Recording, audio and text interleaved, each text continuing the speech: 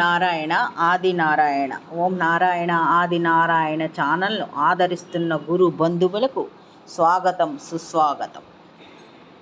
ఓం నారాయణ ఆది నారాయణ. ఓం శ్రీ భగవాన్ వెంకయ్య స్వామినండి. మా ఆశ్రిత జనరక్షకుడు, దీనజన బాంధవుడు శ్రీ భగవాన్ వెంకయ్య స్వామి వారి పాద పద్మములకు నా ప్రణామములు.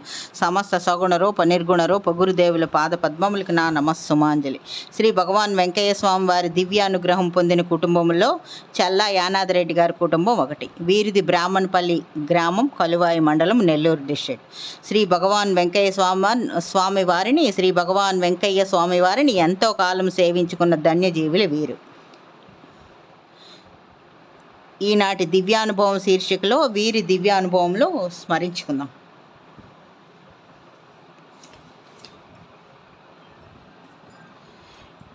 ఈ లీలలన్నీ వివరించిన వారు యానాదిరెడ్డి గారు, వారి అబ్బాయి అనంతరెడ్డి గారు వీరి పేరు. వీరు శ్రీ అల్లు భాస్కర్ రెడ్డి గారు నిర్వహించిన విశిష్ట సత్సంగంలో వివరించిన లీలలు. ఈ అనంతరెడ్డి గారు చిన్న వయసు నుంచే శ్రీ భగవాన్ వెంకయ్య స్వామి వారిని చూశారు. వీరు 6వ తరగతి చదువుతున్నప్పుడు, అంటే 11 సంవత్సరముల వయసు నుండే శ్రీ భగవాన్ వెంకయ్య స్వామి వారి సాన్నిధ్యం వీరికి ఉంది. శ్రీ భగవాన్ వెంకయ్య స్వామి వారి పెన్నబద్వేలు తెప్ప మీద గుడిసె వేసుకుంటున్న రోజులు అవి అన్నమాట. స్వామివారు ప్రతి నెల వీరి ఊరికి, అదేవిధంగా వీరి ఇంటికి వస్తూ ఉండేవారు. వీరి నాయనమ్మ గారు వారికి తృప్తిగా భోజనం పెడుతూ ఉండేవారు. వీరి అన్నం తినే విధానం కూడా చాలా విచిత్రంగా ఉండేది. అన్నం పెట్టిన తర్వాత మధ్యలో గుంతగా చేసి అందులో కూర వేయించుకునేవారు. అందులో ఎక్కువగా భాగం 4 మూలలకు, అందులో ఎక్కువ భాగం మధ్యలో గొంతగా వేసి అందులో కూర వేయించుకునేవారు. అందులో ఎక్కువ భాగం 4 మూలలకు వెదజల్లుతూ ఉండేవారని ఈ అనంతరెడ్డి గారు వివరించారు. తర్వాత కొద్దిగా మాత్రం స్వామివారు తీసుకుండేవారు.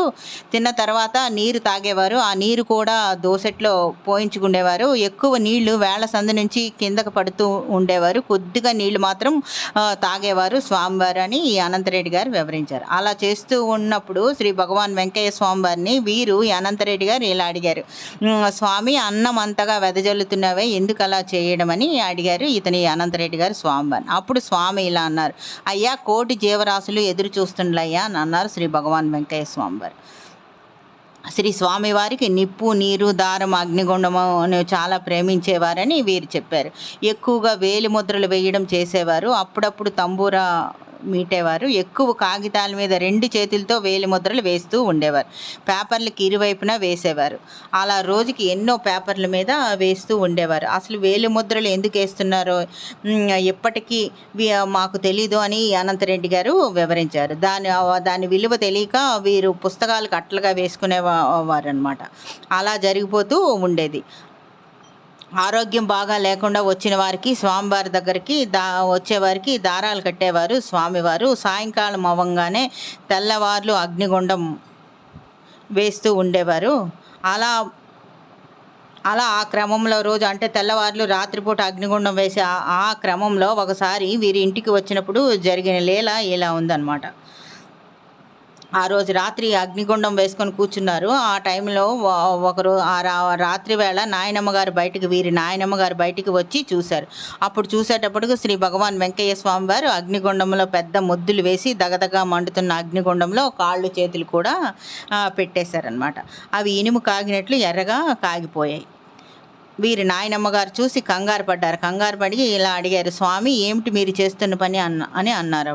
అప్పుడు స్వామి ఇలా అన్నారు, కాళ్ళు చేతులు బయటికి తీసి, అమ్మ ఇదేం కాదులే, వీర రాఘవ స్వామి తీసేస్తారు అని 2 చేతులు 2 కాళ్ళు ఒకసారి తుడిచేసుకున్నారు. ఆ తుడిచేసుకోవడంతో వెంటనే 2 చేతులు కాళ్ళు మామూలుగా అయిపోయాయి. ఈయన స్వయంగా అంటే వీరు ఇలా శ్రీ భగవాన్ వెంకయ్య స్వామి వారు ఇలా అగ్నిగుండంలో కాళ్ళు చేతులు పెట్టడం, వాళ్ళు మామూలుగా అయిపోవడం, ఇంతటి దివ్యానుభవం వీరు పొందారనమాట. ఇంకా వీరు ఈ అనంతరెడ్డి గారు ఇంకా వీరు ఇలా వివరించారు, వీరికి ఒక చెల్లెలు ఉంది. ఆమెకు వివాహమైన తర్వాత చాలా కాలమైన ఆమెకు సంతానం కలగలేదు. అప్పుడప్పుడు గొలగమూడి వచ్చి కొన్ని నిద్రలు చేస్తూ ఆమె వెళ్తూ ఉండేది. అలా దాదాపు 1 సంవత్సరం పాటు జరిగింది. ఒకరోజు ఆమె నిద్రిస్తూ ఉండగా ఆమెకు కలలో వీరి తమ్ముడు కనిపించి తాళిబొట్టు చైన్‌లో పూసలుంటాయి కదా! ఆ మధ్యలో ఒక దారం కట్టి అరటిపండు చేతిలో పెట్టి సంతానం కలుగుతుంది అని చెప్పారనమాట స్వప్నంలో. ఉదయాన్నే లేచి చూసుకుంటే నిజంగా చేతిలో అరటిపండు, తాళిబొట్టు, దారము 2 ఉన్నాయన్నమాట. అటు తర్వాత ఆమెకు 2 సంతానం కలిగారు. వారంతా హాయిగా ఉన్నారు. వీరి చెల్లెలికి జరిగిన ఈ దివ్యానుభవం జరిగిన తర్వాత, అంటే ఆమె ఒక అరటిపండు స్వప్నంలో ఇచ్చిన అరటిపండు ఉండడము, మరి మంగళసూత్రంకి దారము చుట్టి ఉండడము చూసిన తర్వాత వీరికి చాలా బాధ కలిగింది. ఎందుకంటే శ్రీ భగవాన్ వెంకయ్య స్వామి వారు వచ్చినప్పుడల్లా అగ్నిగుండానికి ఎన్నో మొద్దులు వేస్తూ ఉంటాను, ఇంకా అగ్నిగుండానికి సేవ చేస్తూ ఉంటాను. ఇంతకాలం నేను సేవ చేసినా శ్రీ స్వామివారు నాకు కనీసం ఒక దారం కూడా ఇవ్వలేదు అని అనుకుంటూ బాధపడుతూ ఉండేవారు. అలా ఉండగా ఒకరోజు ఏమైందంటే, వీరు బయట పడుకుని ఉన్నారు. షర్ట్ లేకుండా పడుకుని ఉన్నారు. తెల్లవారుజామున 4 గంటలకు వీరి తల్లిగారు వచ్చి వీరి వీపు పగిలేటట్టు గట్టిగా ఒక దెబ్బ కొట్టినట్టుగా అనిపించింది వీరికి. వీపు పగిలిపోయినట్టు గట్టిగా దెబ్బ కొట్టినట్టు అనిపించింది. ఆ దెబ్బకి వీరు వెంటనే లేచి చూశారు. నిజంగానే దెబ్బ కొట్టారనమాట. ఆ దెబ్బ కొడితే మండిపోతుంది వీపంతా. అటువైపు అంతా చూస్తే వీరి తల్లి కనిపించలేదు.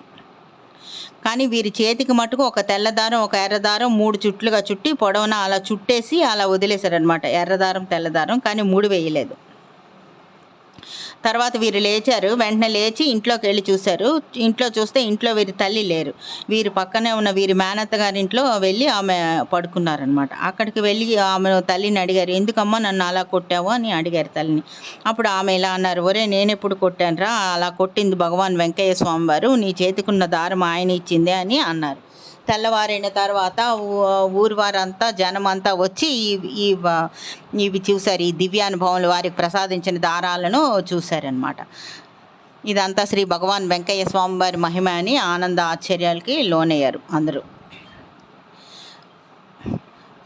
ఇంకొక లీల, వీరి మేనత్త గారికి వివాహమై ఇంకొక 10 సంవత్సరాలైంది, కానీ సంతానం కలగలేదు. శ్రీ భగవాన్ వెంకయ్య స్వామి వారు వీరి ఊరికి వచ్చినప్పుడే ఆమె వెళ్ళి స్వామివారి దగ్గరికి వెళ్ళి, స్వామి నాకు సంతానం లేదు, నేను కూడా మీ వెంట వస్తాను అన్నదామె. అప్పుడు వెంటనే శ్రీ భగవాన్ వెంకయ్య స్వామి వారు ఇలా అన్నారు, అట్లా లేదమ్మా, నీకు గౌరవరం కోమట ఆయన వస్తున్నాడు, నీకు కొడుగ్గా పుడతాడు అని చెప్పారు. శ్రీ స్వామివారు చెప్పిన తర్వాత ఆమెకు మగ సంతానం కలిగింది. అతను 8 సంవత్సరములు రాగానే అతనికి ఈ త్రాసు మీద ధ్యాస కలిగింది. అంటే గత జన్మలో ఇతడు వైశ్యుడు కనుక అతనికి మళ్ళీ ఈ జన్మలో కూడా ఆ త్రాసు వాటి మీద ఆసక్తి కలిగిందనమాట.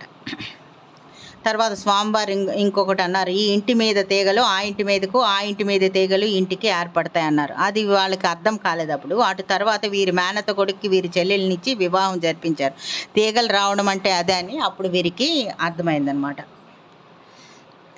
బ్రాహ్మణపల్లిలో వీరు ఇల్లు కట్టిస్తున్నారు. వీరి నాయనమ్మ తాతలు శ్రీ భగవాన్ వెంకయ్య స్వామి వారిని శంకుస్థాపన చేయమని కోరగా వారే ఇంటికి శంకుస్థాపన చేశారు.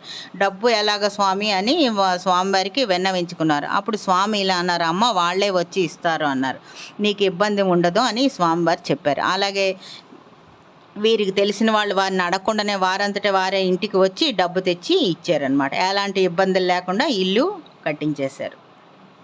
ఇంకొకసారి శ్రీ భగవాన్ వెంకయ్య స్వామి వారు వీరి ఇంటికి వచ్చినప్పుడు జరిగిన లీల అనమాట.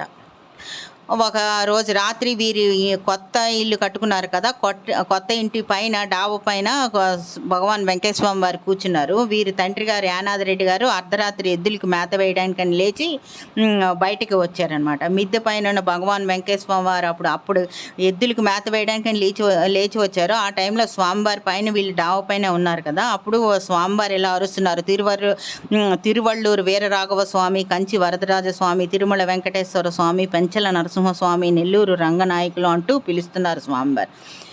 వీరి తండ్రి గారికి ఆ మాటలు వినిపించి ఏంటి స్వామివారు ఇలా పిలుస్తున్నారని మెల్లగా మెట్లు ఎక్కి చూశారు. స్వామివారికి కనిపించకుండా తొంగి చూశారనమాట.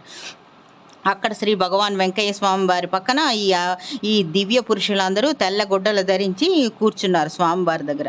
వారిలో ఉన్న దివ్యమైన వెలుగు, కాంతివంతమైన ముఖాలు, దివ్యమైన వెలుగు, కాంతివంతమైన ముఖాలు కనిపిస్తున్నాయి. వెంటనే వీరి తండ్రి గారు స్వామి కిందకి వచ్చేసారనమాట. ఇలాంటి దర్శనం మామూలు వాళ్ళకి జరగదు కదా. వీరి అందరి దర్శన భాగ్యం శ్రీ చల్లా యానాదిరెడ్డి గారికి కలిగిందంటే వారి పూర్వజన్మ సుకృతమే. ఎంతో కాలంగా తపస్సు చేసిన వారికి కూడా ఇలాంటి దర్శనాలు కలుగవు. వీరు వివరించిన ఇంకొక లీల ఎలా ఉంది. వీరు బ్రాహ్మణపల్లిలోనే ఒక శ్రీ భగవాన్ వెంకయ్య స్వామి వారి దగ్గరకు వచ్చి, స్వామి మా పిల్లాడి పరిస్థితి ఏంటి, ఎలా ఉంటాడని ఆమె అడిగింది. అప్పుడు శ్రీ భగవాన్ వెంకయ్య స్వామి వారు అన్నారు, అబ్బో ఆయన ఈ లోకంలో మనిషి కాదమ్మా, ఆ లోకంలో మనిషి అన్నారు. అప్పుడు ఆమె ఇలా అనుకుంది, నేను మా అబ్బాయి గురించి అడుగుదామని వస్తే అర్థం కాకుండా ఏంటి ఇలా చెప్తున్నారని అనుకుంది, వెళ్ళిపోయింది. ఆ తర్వాత వాళ్ళ అబ్బాయి బాగా చదివి అమెరికాకు వెళ్ళి అక్కడే సెటిల్ అయ్యాడు. అప్పుడు తెలిసింది ఈ లోకం మనిషి కాదు, ఆ లోకం మనిషి అని. ఈ విషయాలన్నీ స్వామివారు మనకి అనంతరెడ్డి గారి ద్వారా వినిపింపజేస్తున్నారు. ఓం నారాయణ, ఆది నారాయణ.